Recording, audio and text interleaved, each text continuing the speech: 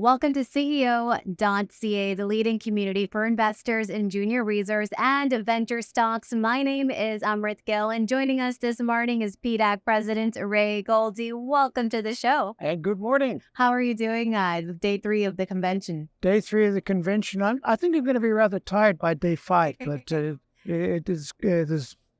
convention is full of energy. It's great. What's been the general sentiment at this year's convention?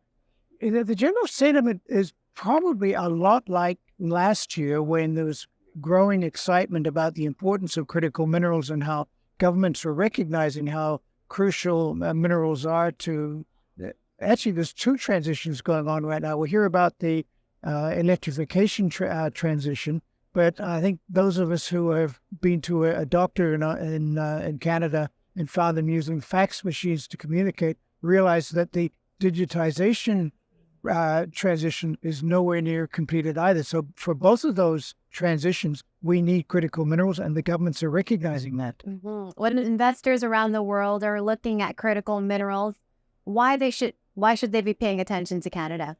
They should be paying attention to Canada because we have got most of the critical minerals that the world has in a stable environment with the rules set out both for how you deal with governments and how you go about financing.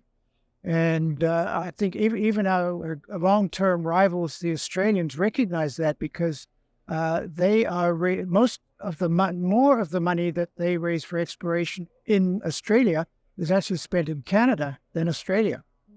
That's a real vote of confidence that we've got what it takes in critical minerals. Can you elaborate a little bit more on the competitive advantages of the Canadian mining industry? Competitive advantages are, in particular, what the governments have done, the Canadian Mineral Exploration Tax Credit. And that's something that's at risk right now because the government brought this tax credit in, which gives a tax advantage to people investing in junior resource companies. And it was a 5-year program introduced in 2018. So technically it has expired a few days ago, and we are encouraging the government to renew that to continue that advantage for Canada. And Ray, while much is being done, a lot more can happen as well. How can the government do a better job of supporting the sector? Well, one of the single biggest thing they could do is to continue the mineral exploration tax credit.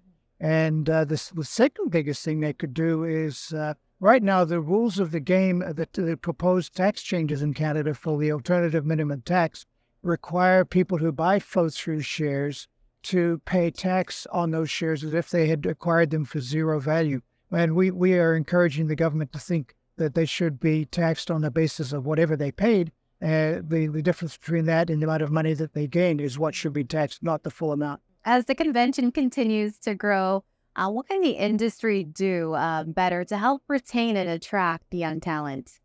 I think that the PDAC is doing its best as an association to attract talent. We have programs that start as young as high school, elementary school, encouraging people to go into the mineral industry. What we really need is for more big companies to step up. And I say to them, who is going to be training today the workers you'll need 20 years from now? And we do need more participation from big companies in bringing people into the industry. From talent to young investors tend to lean towards newer technologies, crypto. But what can the mining industry do to help bring them over on this side? The only thing I've thought about was attracting young people. I haven't thought about attracting them as investors, but I know it's so hard to save for a house these days that it's hard to imagine them having much money beyond their savings. The thing I think I found is most attractive to the younger people is to encourage them to think about mining as a career. And a lot of people think mining is boring, it's staid. What if we say to people, how would you like to have a summer job in mineral exploration? You get to fly around in helicopters and you go places Instagram has never been. And that's a lot more exciting than spending your summer job in the city, typing away at a keyboard. New president, but you've been with PDAC for a while now. Tell us a little bit about the most exciting part of your journey. good way to put it. Back in the late 1980s, with the leading company, mining company in those days was Noranda. And the CEO of Noranda said, these days I'm sleeping like a baby. I wake up every 2 hours and cry. And there was a commentary on how poor commodity markets were in the late 1980s. And because of that, we're seeing our membership decline. And we wondered, what can we do to change that?